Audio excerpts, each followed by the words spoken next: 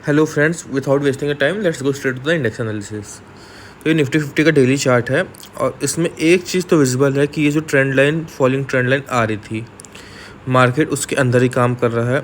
इसने एक double top kind of M pattern बनाया यहाँ पे, जो कि आप देख सकते हैं, और उसके बाद नीचे आया। अब ये नीचे से ऊपर रिटेस्ट कर रहा है।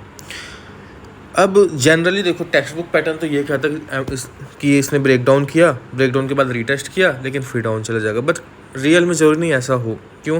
क्योंकि एक चीज़ हमको ये क्लियर दिख रही है कि बहुत टाइम से ट्रेंड लाइन के आसपास घूम रहा है। जब कोई रेजिस्टेंस होता है ना, तो रेजिस्टेंस से तेज से हथौड़ा पड़ता है, वो हो नहीं रहा है यहाँ पे। जैसे आप देखो, यहाँ पे इसने ट्रेंड लाइन से रेजिस्टेंस गया तो कितना लंबा गिरा, 15,200 तक गया। यहाँ से इसने रेजिस्टेंस दिखाया तो 15,800 गया रहा। यहाँ से इसने रेजिस्टेंस से नीचे आया तो 16,400 गया रहा।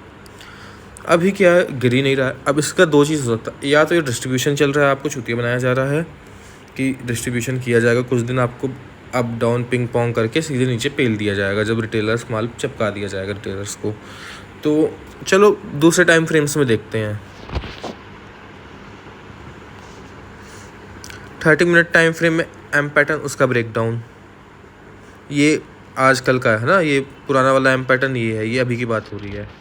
चलो 4 आवर टाइम फ्रेम में हैंगिंग मैन, उसका ब्रेकडाउन। वीकली थोड़ा इंटरेस्टिंग है। वीकली में आपको दिख रहा है एक हैमर के बाद आपको एक बुलिश कैंडल दिख रही है, जो कि एक कंफर्मेशन कैंडल होती है। मतलब कि इसने 2 रेड कैंडल दी जो कि डाउन मूव बता रहा था, और तीसरी में इसने हैमर बना दिया। इसका मतलब ये ट्रेंड रिवर्सल होती है, लेकिन उसका कंफर्मेशन चाहिए होता है, तो कंफर्मेशन इसने ग्रीन कैंडल देती है जो कि इसके हाई के ऊपर है। अब हमको देखना ये है कि ये जो क्लोजिंग, कल इसकी क्लोजिंग हो जाएगी, क्या ये कल रेड बन जाती है या इसके बॉडी के अंदर क्लोज होती है, ऐसा कुछ करती है। नहीं तो वीकली में तो हम बुलिश हैं, और मंथली में कोई सिग्नल है ना, इनसाइड बार है ना। तो no clear signal from the candlesticks and chart patterns. अब आ जाते हैं हम USD INR पे। तो USD INR भी ऊपर के लेवल में कंसोलिडेट कर रहा है। ये अगेन कॉन्फ्लिक्टिंग सिग्नल है। क्यों? उसका रीज़न बता रहा कि अगर हमारे इंडेक्स को बढ़ना है, एक सस्टेनेबल ग्रोथ चाहिए, तो हमको USD INR को नीचे लाना पड़ेगा, है ना। डॉलर इतना ऊपर बढ़ेगा तो हम ऊपर नहीं जा सकते एक लिमिट के बाद।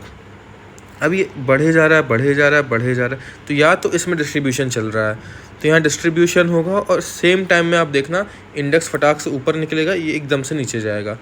या तो इंडेक्स में डिस्ट्रीब्यूशन चल रहा है, यहाँ होगा ब्रेकआउट, इंडेक्स आएगा नीचे। तो कोई क्लियर सिग्नल हमको नहीं मिल रहा अगेन। अच्छा, SGX निफ्टी हम देखते नहीं। SGX निफ्टी क्यों नहीं देखते? क्योंकि वो भैया बेवफा है। आज आपको माइनस दिखाएगा, सुबह प्लस दिखा देगा, और मार्केट के टाइम, वैसे भी क्लोजिंग के टाइम हमारे पास SGX निफ्टी अवेलेबल होता नहीं है। तो मतलब क्या, उसको देख के मतलब SGX देख के ट्रेड करना तो एक तरह से जुआ खेलने जैसा हो गया। तो मैं SGX को कोई भी वो नहीं दे रहा, कोई भी इंपॉर्टेंस नहीं देता। जो भी हो, कभी बहुत ज़्यादा गैप अप गैप डाउन दिखा रहा हो तो बात अलग है। अब ये मेरे को फिर से लॉगिन करना पड़ेगा, लेकिन डेटा मैं बता देता हूँ। आज कॉल्स बेचे गए FIH द्वारा, है ना। अराउंड 70,000 कॉल्स उन्होंने बेचे हैं, 30,000 के आसपास पुट्स बेचा है। तो नेट आज बियरिश है, और अभी भी 1.4 लाख नेट पुट्स उनके बाई साइड में है। तो ये इंडिकेशन भी उनका बियरिश है। स्टॉक्स फ्यूचर उन्होंने 250 करोड़ ख़रीदा है, और इंडेक्स फ्यूचर 200 करोड़ उन्होंने निकाला है। तो ये डेटा कोई सिग्नल दे नहीं रहा। तो नेट अगर हम कैंडल्स को, ये सब को देखें, तो हमारे पास कोई भी सिग्नल है नहीं। तो ट्रेड कैसे करना, अब उसमें आते हैं। तो सबसे मेन चीज़, हमारे पास कोई भी सिग्नल नहीं है, तो पोजिशनल ट्रेड ना लें, ना लॉन्ग और शॉर्ट। किसी भी साइड मार्केट मूवमेंट दे सकता है।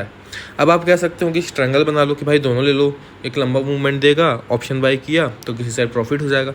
बट आपको ये नहीं मालूम ना कि जो टाइम पास ये चल रहा है आपके मंथली टाइम फ्रेम में, ये वीकली में कितना टाइम पास चलेगा।